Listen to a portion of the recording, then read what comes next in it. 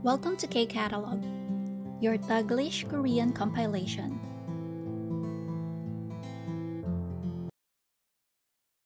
KIIP Level 1, Unit 14 pa rin tayo. Nasa ilki part na tayo. So, reading. Sabi sa instruction natin, 다음 글을 읽고 질문에 답해보세요. Read the article and answer the questions. So, tingnan natin. We have a text message and ang sender natin is si Ramin. So, basahin ko yung sinabi ni Ramin, no? 여러분, 안녕하세요.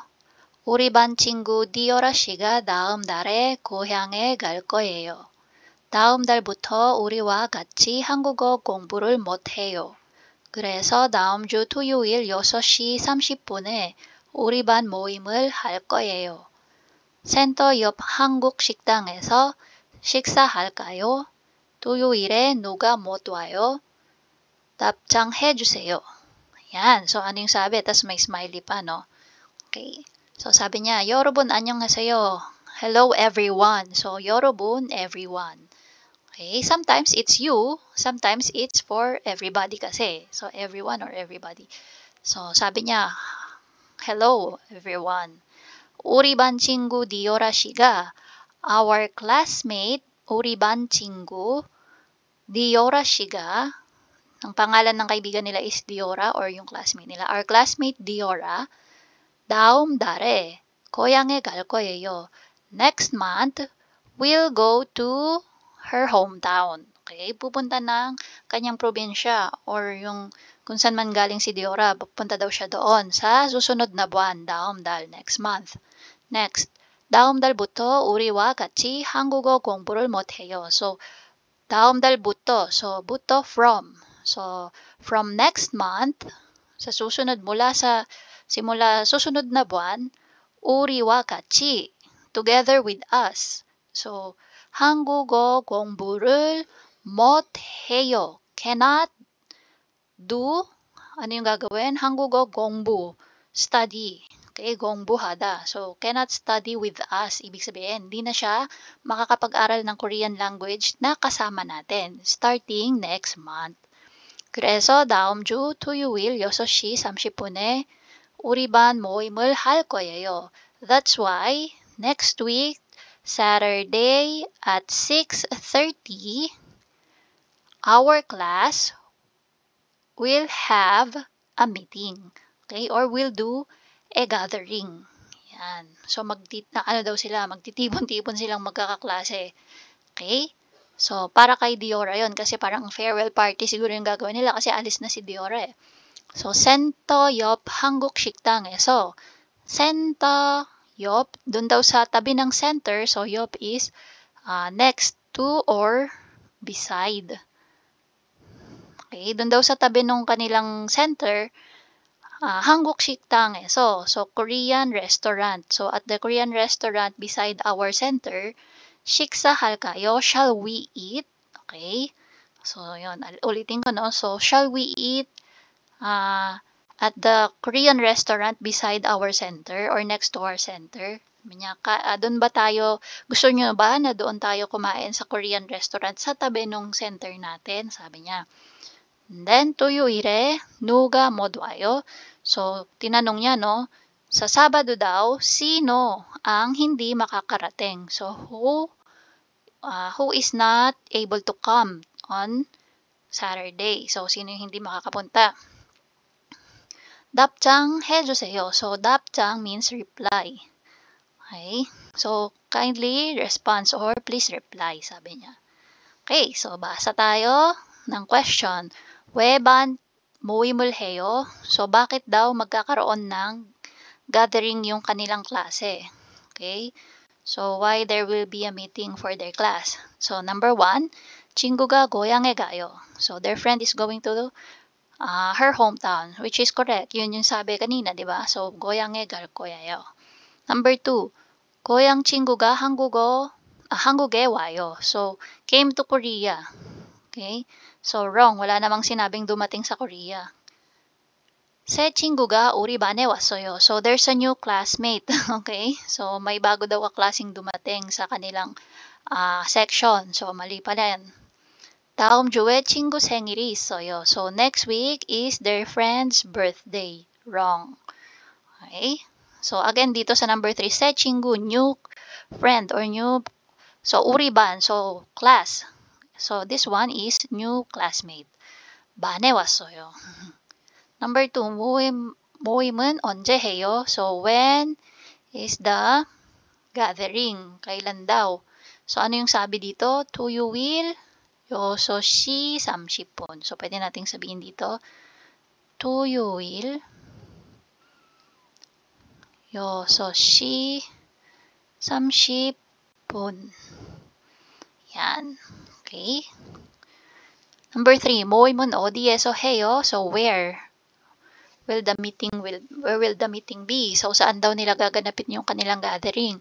So ito, so 센터 옆 한국 식당에서. So 센터 옆 한국 식당. 땅에서, and then, yan, 해요. Here, 토요일 6시 30분에 해요. Yan. Okay? So, that's for reading. Now, punta tayo sa writing. For writing, ang sabi, 여러분은 어떤 모임을 하고 싶어요? How about you? What kind of gathering do you like or would you like to have? Ano yung gusto mong pagtitipon na maganap, ayan, or mangyari? Onje, when. So, sa when, kailangan nakapaloob dyan yung araw at yung oras. Okay? And then, 어디에서, yung lugar. 하고 싶어요. So, when and where would you like it to be? Saan mo siya gustong maganap at kailan? 친구들에게 메시지를 써보세요. So, to your friends, try to write a message. So, dito na, no, may message na, nag-start na siya, dudugtungan na lang natin. Sabi niya, 여러분 안녕하세요. Hello everyone. 다음 주 토요일이 제 생일이에요. So, this coming Saturday. So, this week Saturday is my birthday. Sabi niya, kailan daw? 토요일. So, meron na yung day. So, time na lang yung wala at saka place. Okay, sabi niya, 우리 반 친구들과 생일 파티를 하고 싶어요. So, I want to have a birthday party with our classmates. Okay? 우리 반 친구들과 생일 파티를 하고 싶어요. Gusto kong mag-birthday party kasama kayong mga kaklase ko. Yun yung sabi niya. Then, dugtungan natin. So, hindi pa na-decide si time at saka si place. So, pwede nating patanong. So, 어디에서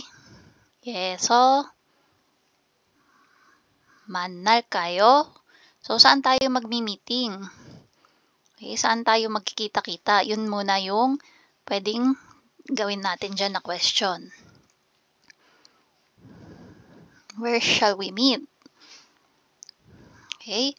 Or, pwede din naman na ikaw na mismo yung mag-decide ng lugar tapos tatanungin mo na lang sila kung okay ba sa kanila yung lugar na yon.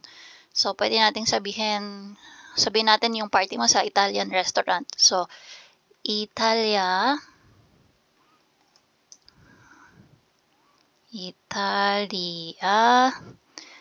식당에서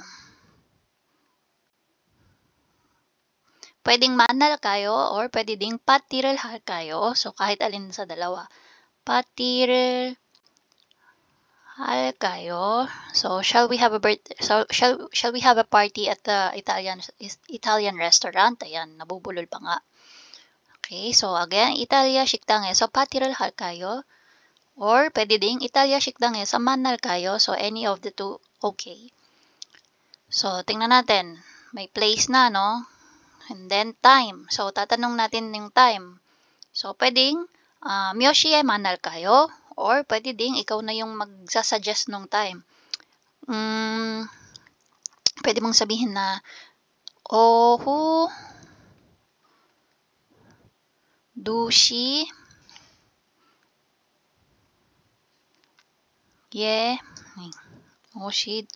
오후 2시에 or 2시 30분. Gusto pa 2:30 ano? 2 o'clock na lang. 2시에 만날까요? Yan. So, shall we meet at 2 o'clock in the afternoon? Pasensya na sa pagkakabulol-bulol, ano? So, ayan. Tapos, ang kasunod, pwede nating tanungin, no? May mga hindi ba makakapunta? So, pwede nating sabihin,